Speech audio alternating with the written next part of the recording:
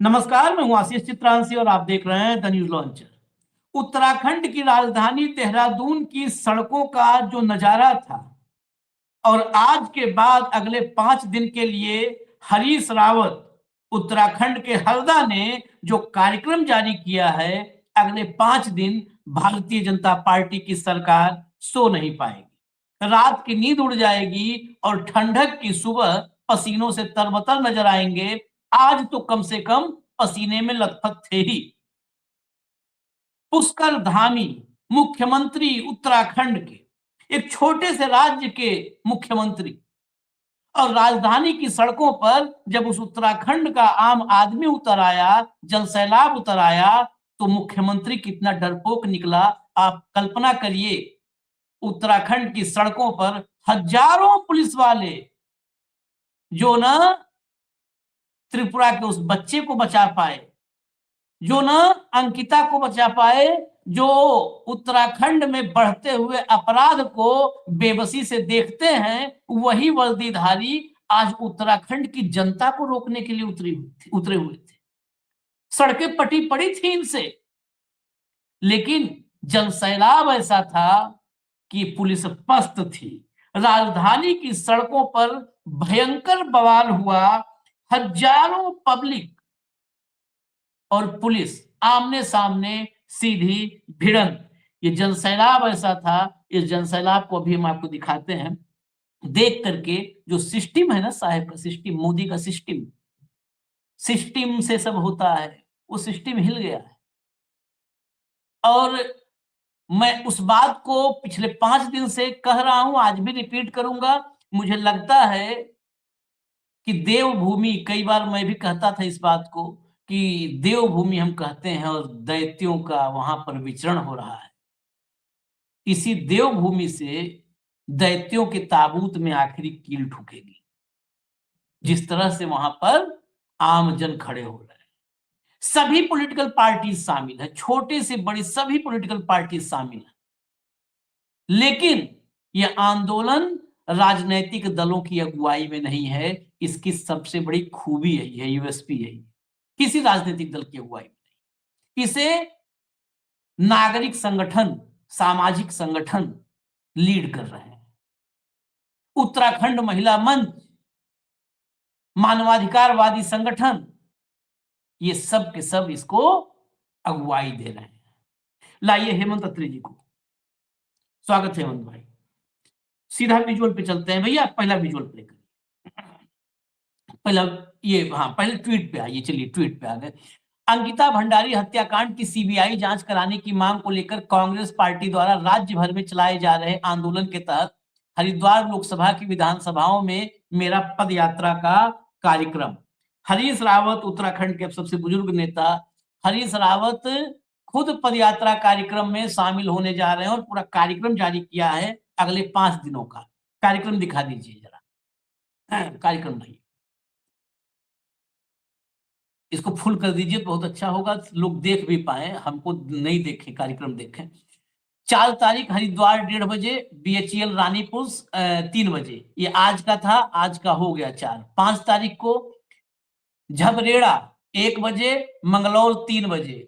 6 तारीख को भगवानपुर 12:30 बजे, पिरान कलियर 1:30 बजे, रुड़की 3:30 बजे। 7 तारीख को खानपुर 1 बजे, लक्सर 3 बजे।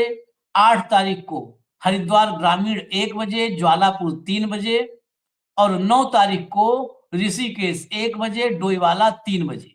ये सिर्फ हरीश रावत का कार्यक्रम है। कांग्रेस में इसी तरह से सभी सीनियर लीडर्स का भी कार्यक्रम लगा है, और ये आंदोलन अब विधानसभा वार, मतलब ब्लॉक लेवल से लेकर जिला लेवल तक और राजधानी तक ये आंदोलन अब शुरू हो चुका है। आज भी तमाम जो है उत्तराखंड के तमाम जिला मुख्यालयों पे प्रोटेस्ट था। गणेश गोदियाल जो अभी नवनियुक्त प्रदेश अध्यक्ष हैं, वो अलग क्षेत्र में पूरी जनसभा कर रहे थे। उस जनसभा में भी पूरा हाउसफुल शो था, महिलाएं ही महिलाएं बैठी थी। मैं अभी सब आपको दिखाऊंगा, मैं कोशिश करूंगा सारी तस्वीरें आप तक लेके आए। आई भैया, चलिए नेक्स्ट प्ले करिए। ये अखिलेश यादव का ट्वीट है, हम पूरा नहीं दिखाएंगे, बहुत लंबा है, लेकिन अखिलेश यादव ने आज भाजपा पर बड़ा हमला बोला। ये आंदोलन देखिए, उत्तराखंड, मैंने क्यों कहा कि ताबूत में आखिरी कील हो सकती है। उत्तराखंड छोटा सा राज्य है, लेकिन उत्तर प्रदेश जैसे सबसे बड़े राज्य को वो रास्ता दिखा रहा है, उस उत्तर प्रदेश के सबसे बड़े नेता को। और आज भी इसमें कोई दो राय नहीं है कि अखिलेश यादव सबसे बड़े नेता हैं। जनाधिकार, अगर अपन जो है जनता का समर्थन, जन समर्थन और जनाधार दोनों को देखा जाए तो बहुत आगे हैं। योगी आदित्यनाथ का कहीं तुलना भी नहीं है।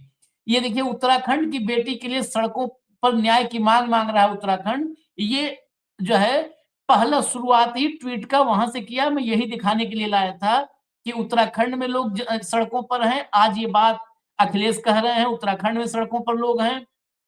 बीजेपी के जो है जहरीले सिरप वाले कांड, जो बीजेपी के तमाम नेताओं का नाम जिसमें आ रहा है, वो उत्तर प्रदेश में बवाल मचा है। जहरीले पानी से मध्य प्रदेश में बवाल मचा है।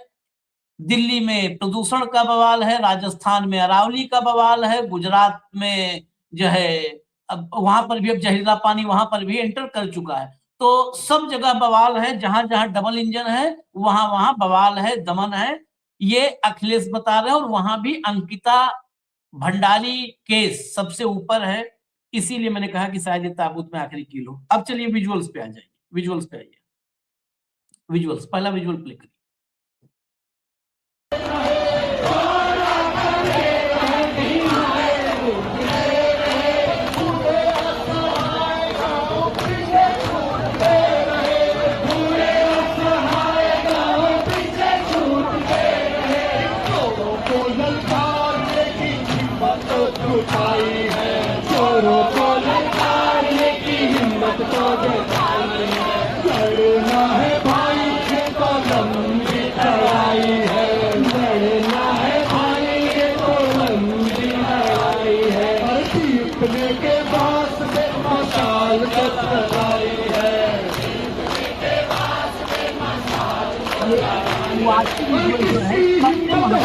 कार्यक्रम में बड़े आंदोलन को ऊर्जा ऐसे ही माहौल में मिलता है। और वो खुद कह रहे हैं कि लंबी लड़ाई है। देखिए, यहाँ पर राजनीतिक दलों के झंडे उंडे बहुत कम नजर आएंगे। ये आम जनता है उत्तराखंड की, और इसके सामने जो पुलिस उतार रहा है उसको गद्दी से जनता उतार फेंकती है।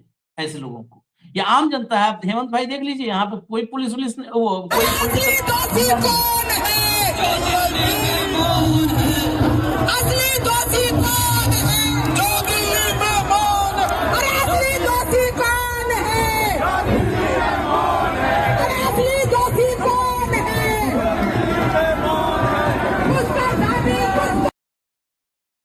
चलिए अगला।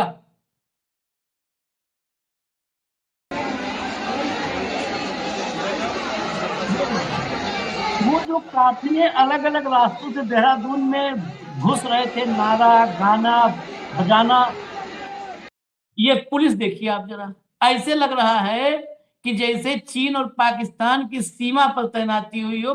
ये देखिए पुलिस, आप देखिए। और पुलिस भारी जन सैलाब आप देख सकते हैं, लेकिन लोग बढ़ते आ रहे हैं। हाँ, खोलिए, ऑडियो खोल दीजिए। भारी मात्रा में मौजूद है यहाँ पर।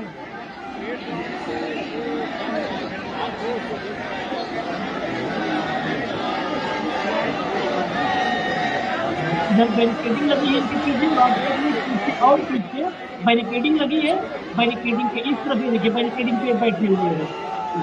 इस तरफ पूरी पुलिस फोर्स है, उस तरफ, और चारों तरफ जनता है, चारों तरफ पब्लिक है। और यहाँ पर तो जितना सड़क पर पहुंच पा रही, क्योंकि पीछे तो कई किलोमीटर से ये जनता। आगे बढ़िए, आगे बढ़िए।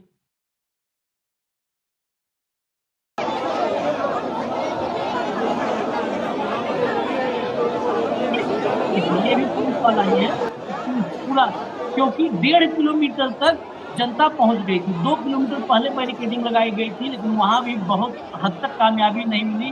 1,500 से 2,000 लोगों को वहां पर रोका गया। अगला विजुअल लाइए, अगला विजुअल लाइए, अगला विजुअल।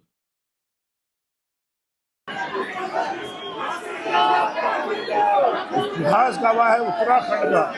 उत्तराखंड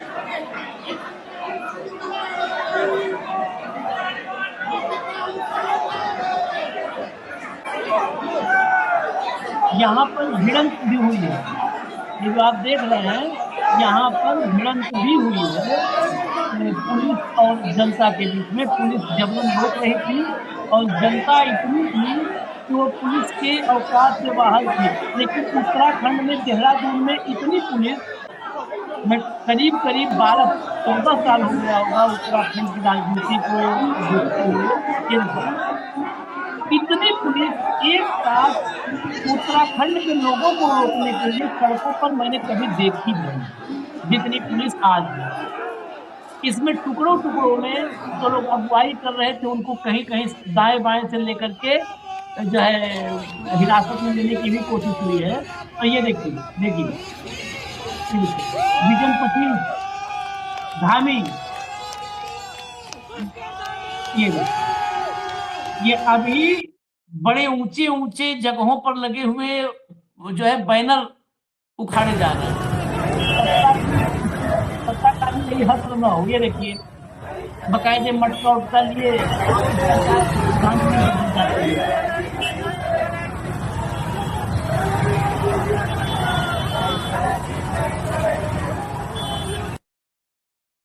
चलिए आगे अगला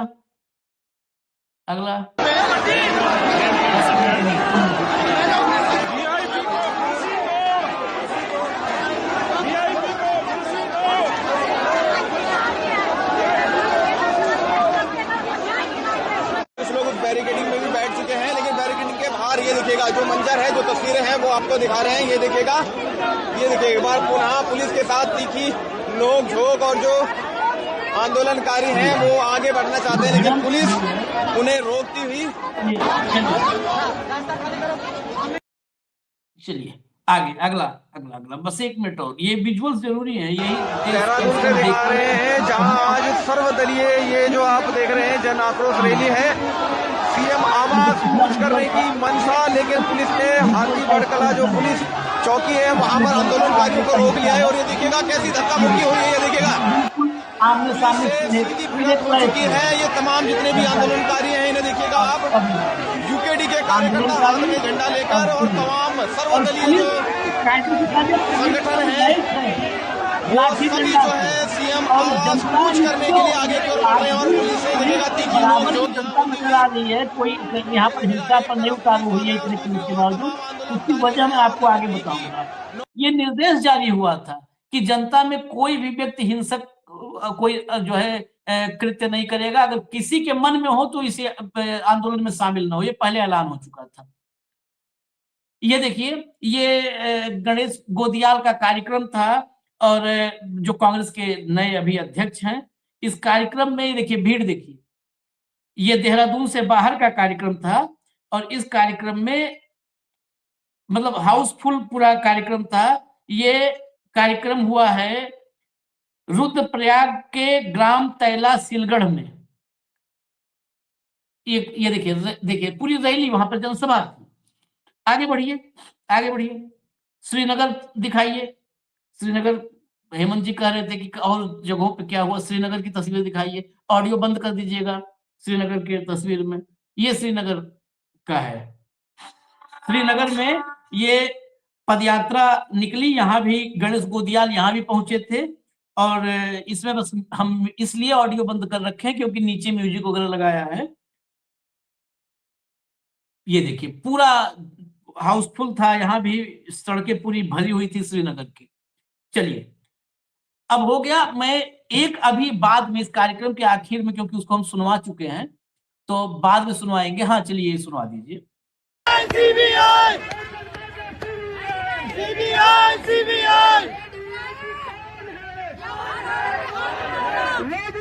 ये हर औरत के हाथ में होगा। जितने भी भाजपा के ठगी नेता है बाहर आ जाओ। सर्विस मैं दूंगी तुम्हें। दिखा बहन, हटा दीजिए। ये दिखा दिया था। एक और हम सुनाएंगे। इस जो लोग इस आंदोलन की अगुवाई कर रहे हैं उनकी तरफ से जो आंदोलन में आज सुबह जो बयान जारी किया गया था, क्योंकि अब ये आंदोलन आगे बढ़ रहा है तो हम उसको सुनवाना जरूरी मानते हैं ताकि इस आंदोलन में जो भी सामाजिक राजनीतिक संगठन आना चाहे इस विचार को पहले गांठ बांध लें कि इस आंदोलन में कैसे आना है और कैसे आंदोलन चलाना है। वो बाद में सुनाऊंगा, लेकिन पहले हेमंत जी के पास। हेमंत भाई, बहुत सारे आंदोलन हम लोग देख रहे हैं, 11 साल तो पिछले देखते देखते आंखें थक गई हैं। उत्तराखंड में कुछ अलग नजर आ रहा है कि वही है, इसका भी अंत वही होगा जैसा होता रहा? आशीष भाई नमस्कार, आपको, सारे दर्शक साथियों को भी। देखिए, इस बेटी के साथ जो भी ज्यादती हुई थी उसको 3 साल से ऊपर का समय बीत गया। जो रेस्टोरेंट ओनर था, उसका एक फोरमैन था, एक दूसरा साथी था, 3 लोगों को उम्र कैद की सजा हुई। उसके बाद जिस तरीके से वीआईपी का नाम आया, और वो किसका करीबी है हाईएस्ट लेवल पे बीजेपी पे, और सारी की सारी एक टीवी अभिनेत्री ने जो पूरी की पूरी कहानी बताई, मैं आपसे पहले भी चर्चा कर रहा था, उसको लेकर के आज उत्तराखंड के देहरादून में नहीं, जैसा आपने दिखाया, उत्तराखंड का कोई ऐसा गली कुचा, कस्बा, ब्लॉक, तहसील, डिस्ट्रिक्ट, ऐसा कोई भी वो नहीं है जहां पर आज जनता सड़कों पर ना उतरी। मेन जो प्रदर्शन था वो था अपने राजधानी देहरादून के अंदर। और जब ये इसको चौक पे रोका गया मुख्यमंत्री के आवास पे जाने से पहले, उस समय जिस तरह का जोश लोगों में है वो कुछ कह रहा है।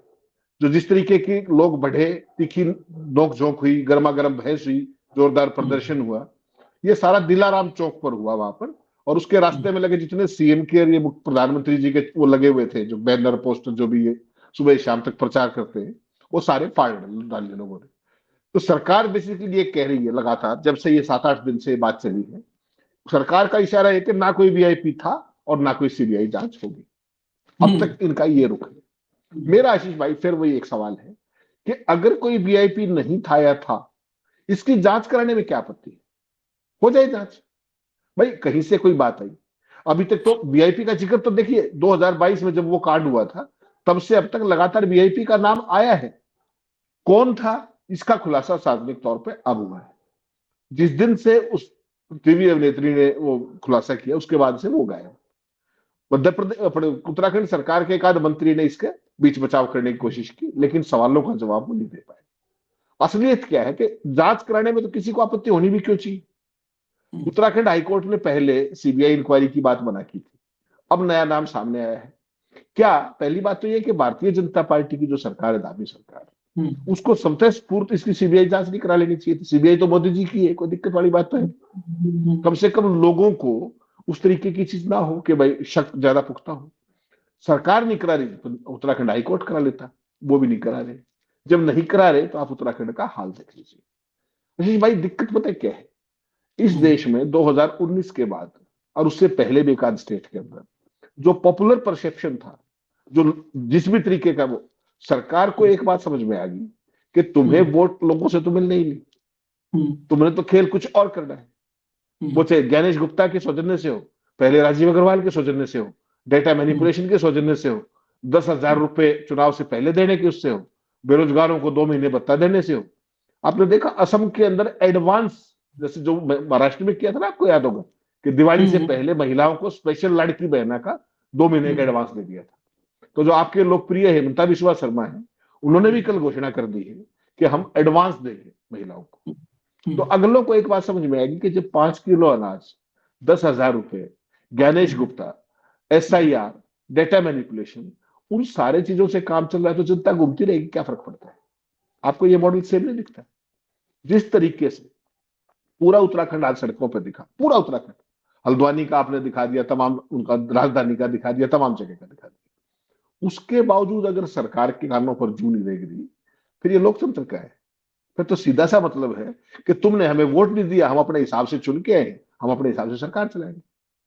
लोकतंत्र में तो क्या होता है कि आंदोलन हुआ, कोई लोगों की डिमांड आई, जांच करवा लीजिए, दूध का दूध, पानी का पानी हो जाएगा। और वीआईपी के मामले में हमने पहले भी चर्चा की थी, केवल एक लाइन की बात है कि वो श्रीमान जी जो सो कॉल्ड दलित नेता, प्रभारी, महासचिव, पता नहीं क्या क्या राज्यसभा के, तो वो अगर वहां थे या नहीं, इसका काम तो 2 ही मिनट लगेगा पता लगाने में। केवल टावर डंप उठाना है, फोन की लोकेशन आ जाएगी, वो उस रेस्टोरेंट में थे या नहीं थे, बात ही खत्म।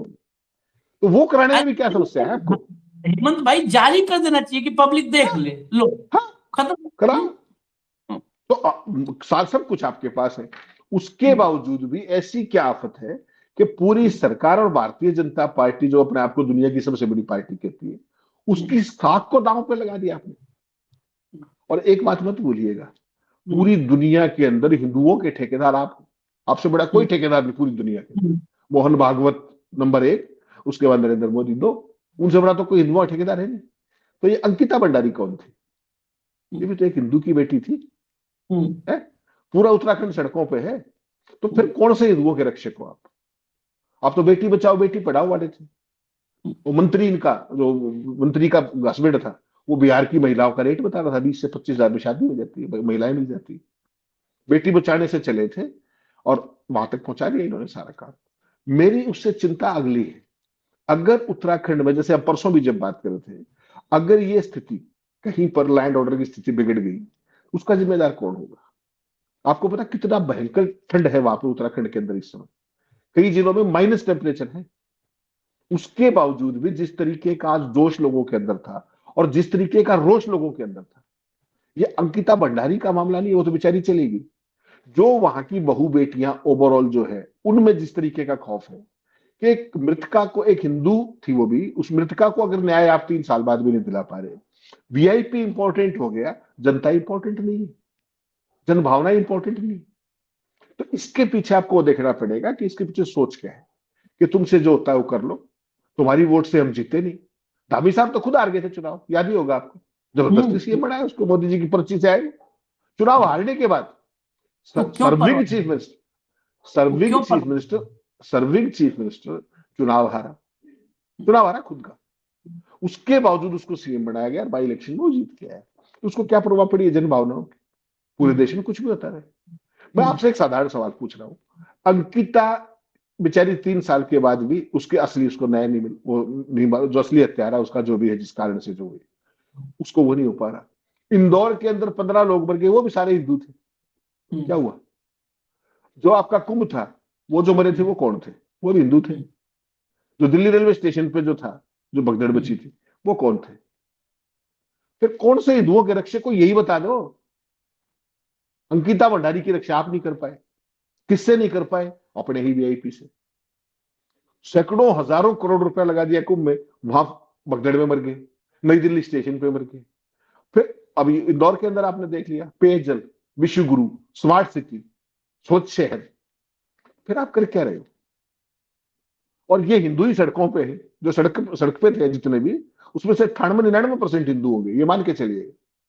फिर कौन से हिंदुओं के रक्षक हो आप? कुल मिलाकर के इस पूरे इकोसिस्टम को एक बात समझ में आ गया कि उन्होंने इंस्टीट्यूशंस को कैप्चर कर लिया है, चाहे वो चुनाव आयोग हो, चाहे न्यायपालिका हो, चाहे कुछ भी हो, होता नहीं कुछ भी। आपको याद है नोटबंदी के बाद किस तरीके से उत्तर प्रदेश में सरकार बनी थी?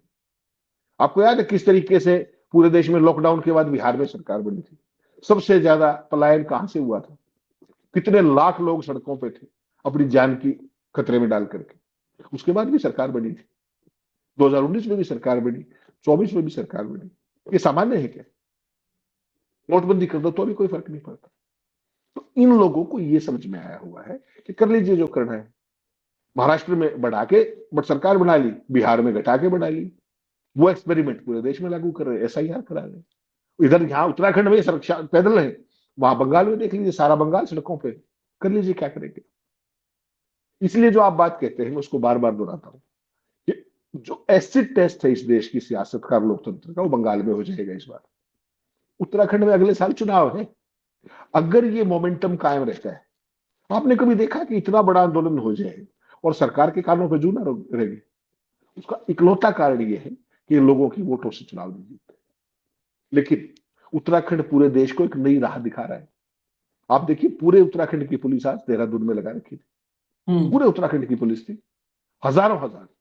और उत्तराखंड के अंदर कभी इतने बड़े प्रदर्शन आमतौर पर नहीं हो, क्योंकि ठंडा इलाका है, पहाड़ी इलाका है, उतना मोबिलाइजेशन नहीं हो पाता है, कल्चर भी नहीं है उस स्टेट की वजह से। उसके बावजूद भी राजधानी में जिस तरीके से हर एक ब्लॉक में, जिला में, तहसील में, हर गांव स्तर पे जो ये आंदोलन हुआ है, ये खतरे की घंटी जरूर है भारतीय जनता पार्टी की। और तो कुछ, चलो हम क्या कहेंगे, छवि मटिया में शुरू हो जाएगी इस पूरे कार्यक्रम के। चलिए, अभी तो आपने इतने मॉडल बता दिए, क्योंकि क्यों इनको, इनके कान पे जू नहीं रेंगता, क्योंकि इनको वोट से जीतने नहीं है। एक नया मॉडल आप लोग सब लोग दिमाग में रखिएगा, महाराष्ट्र का जो नया मॉडल आया है अभी, ये ध्यान में रखिएगा। आगे चुनाव ही कोई अपोजिशन में नहीं लड़ेगा, धमकी से, मतलब धन से या धमकी से। पैसे लो, घर में बैठो, उतने में नहीं मानोगे तो उसके ऊपर इलाज है हमारे पास। क्योंकि वर्दी में हमारे पास वो लोग हैं जो बिना वर्दी में कहे जाते हैं कि भाई खतरनाक लोग हैं समाज के लिए, वर्दी में हम ऐसे लोगों को तैनात कर देंगे। खैर, मैंने कहा था ना कि इस आंदोलन को बहुत सोच समझ के कुछ सामाजिक संगठन के लोगों ने शुरू किया है, और आपने भी एक बात कही कि इतने में अगर कहीं कहीं पर भी मान लिया आंदोलन थोड़ा सा भी उग्र हो गया, ये सब सावधानी बरती गई है। पॉलिटिकल लोगों को कैसे इसमें उनको भी थोड़ा सा कंट्रोल रखना है, वो भी ऐसा ना हो कि अपने राजनीति के चक्कर में सत्यानाश कर दे। एक पत्रकार है, वो भी इस आंदोलन के जो मुख्य लोग हैं उनमें से एक हैं, उन्होंने आज सुबह पहले एक वीडियो रिलीज किया। ये मूवमेंट जब सड़कों पर हुआ उससे कुछ देर पहले उनका वीडियो आ गया। उन्होंने यहाँ तक कहा कुछ लोगों को कि रास्ते से लौट जाओ, नहीं आना है तुमको। सुना दीजिए भैया भट्ट साहब को। नमस्कार साथियों, मेरा नाम त्रिलोचन भट्ट है। थोड़ी देर में हम परेड ग्राउंड देहरादून में मिलने वाले हैं। मुझे उम्मीद है कि आप बड़ी से बड़ी संख्या में परेड ग्राउंड पहुंच रहे हैं, क्योंकि यह मामला सिर्फ अंकिता का नहीं है, यह हमारी तमाम उन बेटियों की सुरक्षा का सवाल है जो सयानी हो रही हैं और भविष्य में घरों से बाहर निकलने वाली हैं अपने कामकाज के लिए, अपनी पढ़ाई के लिए। आप जानते हैं कि मुख्यमंत्री आवास कूच कार्यक्रम की पहल उत्तराखंड महिला मंच ने की है। उत्तराखंड इंसानियत मंच महिला मंच के साथ मुख्य सहयोगी की भूमिका में है। कई अन्य संगठन और विपक्षी राजनीतिक दल भी इस कूच में शामिल हो रहे हैं। उत्तराखंड इंसानियत मंच का सदस्य होने के नाते मुझे आदेश हुआ है कि मैं कूच शुरू होने से पहले आपसे कुछ बातें जरूर कर लूं इस कूच के संबंध में। पहली बात यह है कि ये कूच पूरी तरह से शांतिपूर्ण रहेगा। हम संविधान को मानने वाले लोग हैं। संविधान ने हमें धरने प्रदर्शन का अधिकार दिया है, लेकिन किसी तरह की हिंसा का अधिकार संविधान हमें नहीं देता है।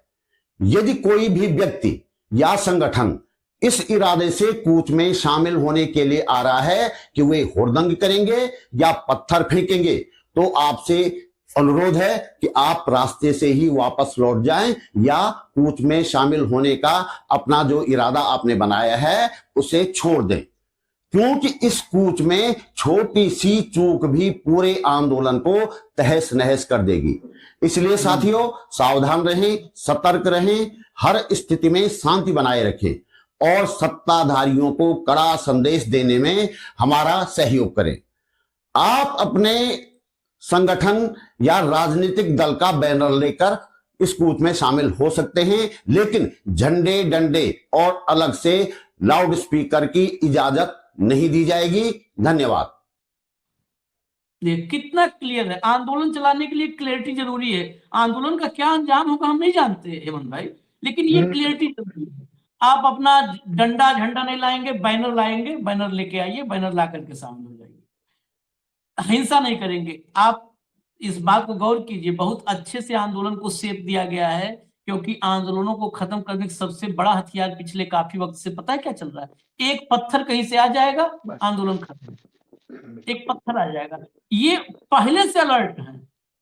एक पत्थर आ जाएगा और तुरंत जो है तुरंत SIT, यहाँ जो CBI डिमांड हो रही, CBI दूसरी चीज की जांच करने लगेगी। देहरादून में कहां से बांग्लादेशी आ गए, ये जांच शुरू हो जाएगी। VIP के बजाय बांग्लादेशी की जांच। इसलिए मैंने आपको सुना है, पत्रकार ही हैं, वो देखने में भी उम्र हम लोगों से बड़ी है, हम लोग से सीनियर हैं, और बहुत साफ शब्दों में उन्होंने ये सब बताया। इसके आधार पर मैं इसी को देख करके मैं आशान्वित हूं। फाइनल कमेंट आपका चाहूंगा कि आंदोलन अभी कहां तक जाएगा, क्योंकि आंदोलन इन्होंने कहा है कि लंबा चलेगा। नहीं आशीष भाई, देखिए आंदोलन में तो एक चीज बड़ी स्पष्ट होगी, जैसे आपने बताया कि कांग्रेस के नेता भी वो लगभग 5 दिन तक रहेंगे और रहेंगे। सामाजिक संगठन है, महिला संगठन है, स्वतः स्फूर्त आंदोलन है, जन भावनाओं से जुड़ा हुआ है, और जो सरकार की नाकामी है, जो सरकार की क्रिमिनल कॉन्स्पिरेसी है, वो भी बिल्कुल सामने आ रही है। इसमें कहीं कोई समस्या नहीं। जो सबसे अच्छी बात है वो इस तरह की अपीलें हैं कि कहीं भी लॉ एंड ऑर्डर को हाथ में नहीं लेना है। आपको याद है किसान आंदोलन, कितनी बार इन्होंने उसको सत्यानाश करने की कोशिश की, बाहर के लोग आए, बेचारे किसानों पर हमला करवाने की कोशिश की। JNU का आंदोलन आपको याद होगा, तमाम ऐसे आंदोलन, दिल्ली के दंगों में देख लो, दिल्ली के दंगे देख लीजिए, कहीं भी कोई चीज देखिएगा उसका इन्फ्लिक्शन पॉइंट क्या होता है। और आपको याद है जब ये अग्निवीर आंदोलन कर रहे थे, उनको क्या एक चिट्ठी निकाल दी, पता था कि ये कहीं नहीं रुकेगा जाकर के, तो एक चिट्ठी निकाल दी कि जो भी लोग अगर इसमें आंदोलन में किसी के खिलाफ केस दर्ज हुआ तो जिंदगी भर नौकरी नहीं कर पाएगा, सरकारी नौकरी नहीं मिलेगी। ये डेमोक्रेटिक आंदोलनों को कुचलने का नया तरीका है। वो युवा थे बेचारे, घर बैठ के क्या ही करते हैं, बढ़ गया कि नहीं? ठीक, इस देश के अंदर आशीष भाई जो नया भारत है, सनातन को मजबूती, उसमें एक खेल समझिएगा, पुजारी पंडे उनकी नियुक्तियां तो सारों की रेगुलर, बड़ी बड़ी सैलरीज, और देश के सैनिक ठेके पे 4 साल के लिए। ये भारत है। और अंकिता भंडारी जैसी हिंदू बेटी, हम कभी धर्म की बात नहीं करते, लेकिन याद दिलाना पड़ता है इस देश को, अपने दर्शकों को, कि वो भी हिंदुओं की बेटी थी, हिंदू बेटी थी वो हमारी। ठीक, उसके साथ न्याय की स्थिति देख लीजिए, इंदौर वालों को साथ देख लीजिए जो जहरीला पानी पी के मरे हैं, कहीं कोई वाली वाली से नहीं, कोई पूछने वाला नहीं। तो ऐसी सूरत के अंदर बहुत सावधानी के साथ जो मौजूदा दौर है, इसमें आंदोलन चलाने का मतलब समझते हैं आप, अपनी जान की बाजी लगा के आंदोलन होता है। पहली बात तो लोग इतने भयाक्रांत थे कि पता नहीं क्या हो जाएगा, और उसके बाद वो लोग सड़कों पे आए हैं, और उनको आप बड़ी बात है कि अगर कोई 2 पत्थर मार के उनको डिस्टर्ब करके उन्हीं को जेलों में डलवा दे, तो उस चीज से सावधान रहने की जरूरत है। हम पहले भी कह रहे थे, मैं आज भी कह रहा हूं, इस देश के अंदर गांधी जी ने एक ही चीज दी है, शांतिपूर्ण आंदोलन। उस चीज को जब तक आप मैनेज कर पाओगे, और जो ये स्पॉयलर्स हैं इनकी नजरों से इनको एकजुट होकर के इनसे अपने आंदोलनों को बचा पाओगे, तो देश के अंदर आज भी लोकतंत्र का भविष्य उज्जवल हो सकता है। ऐसी बात नहीं है। कितनी ही शर्मनिरपेक्ष सरकार हो, कितनी ही अकल निरपेक्ष सरकार हो, उसको झुकना पड़ेगा। अभी तक आपको क्या लगता है कि न्यायपालिका को उत्तराखंड में स्वतः संज्ञान लेकर के सीबीआई इंक्वायरी ऑर्डर नहीं कर देनी चाहिए थी? हाईकोर्ट के सिटिंग जज की मॉनिटरिंग में इंक्वायरी ऑर्डर नहीं कर देनी चाहिए थी? क्यों नहीं की? इसलिए मैं आपको बार बार वो कहता हूं कि पूरा सिस्टम, पूरा इंस्टीट्यूशंस, जुडिशरी, उस सब को एक रूप करने का आखिरी चरण जारी है। ऐसे में इकलौता अगर कोई तरीका बचा है तो वो ये जन आंदोलन है जो आप उत्तराखंड में देख रहे हैं। अभी आपको यहां दिख रहा है, अलग अलग राज्यों में अलग अलग रूपों में दिखाई देगा अगर सरकार का यह रवैया रहा तो। इसलिए मैं कहता हूं कि जो सत्ताधीश है वो जाग जाए वो। अगर ये सारे लोगों को आप किस चीज का डर दिखाते हो? जेल का ना। अगर इनका जेल का भय निकल गया फिर आप कहां जाएंगे? सरकार को भागने के लिए जगह थोड़ी पड़ जाएगी। मैं केवल इतना कहना चाहता हूं। आपने जो कहा ना जेल का भय निकल जाए, और गांधी की भी बात आ गई। गांधी ने ही उनको भगाया था, गांधी ही इनका भी इलाज करेंगे। गांधी ने ही जेल का भय भारतीयों के मन से हटा दिया था, और अंग्रेजों के लिए फिर 3 दशक काटना मुश्किल हो गया जिस दिन से ये जेल का भय खत्म करना शुरू किया गांधी ने, और खत्म हुआ जेल का भय खत्म। और गांधी ने सिर्फ भारत को नहीं सिखाया, ये गांधी ने दुनिया को सिखाया। नेल्सन मंडेला ने अफ्रीका में सारे आतताइयों को भगा दिया, राइट टाइम कर दिया। तो दुनिया में गांधी नोबेल शांति पुरस्कार में चलते चलते गांधी, ये देश पता है एक ही खतरा है, क्योंकि ये देश गांधी को भूल चुका है, गांधी को नहीं समझ पा रहा है। जो हमारी धरोहर है उन्हीं को नहीं समझ पा रहा है। नोबेल कमेटी से एक बार पूछा गया, यह ऐतिहासिक मतलब तथ्य है, मैं फारसी यूनिवर्सिटी की बात नहीं कर रहा हूं, कि गांधी को नोबेल देने के बारे में कभी सोचा गया कि नहीं सोचा गया। तो नोबेल की जो कमेटी है, नोबेल पीस कमेटी, उसने कहा कि गांधी और ईसा ये नोबेल पीस प्राइज से बहुत ऊपर है। ईसा मसीह को, गांधी और ईसा मसीह को कहा कि नोबेल शांति पुरस्कार से बहुत ऊपर है, बहुत ऊपर है। तो गांधी को दुनिया समझ रही है, जब आज भी गांधी दुनिया के लिए सबसे रिलेवेंट है, सबसे प्रासंगिक इस दुनिया में गांधी हैं। लेकिन भारत वालों के इसीलिए पूरा एक लंबी प्रक्रिया है। व्हाट्सएप यूनिवर्सिटी के जरिए आपके दिमाग पर इतना गोबर डाला गया कि गांधी विस्मृत हो जाए। गांधी जब विस्मृत हो जाएंगे तो आप गुलाम मानसिक हो जाएंगे। गांधी अगर आपको याद रहे तो आपको मानसिक शारीरिक गुलाम किसी की औकात नहीं है कि बना पाओ, क्योंकि आपके भीतर से भय निकल जाएगा, आप अपने अधिकारों के लिए जागरूक हो जाएंगे। तो गांधी को एक बार याद कर लो। सब ये जितने हैं सब बहुत छोटे लोग हैं, बहुत कमजोर डरपोक लोग हैं, बस गांधी याद कर लो। गांधी बहुत ताकतवर है। धन्यवाद हेमंत भाई, बहुत बहुत धन्यवाद, नमस्कार।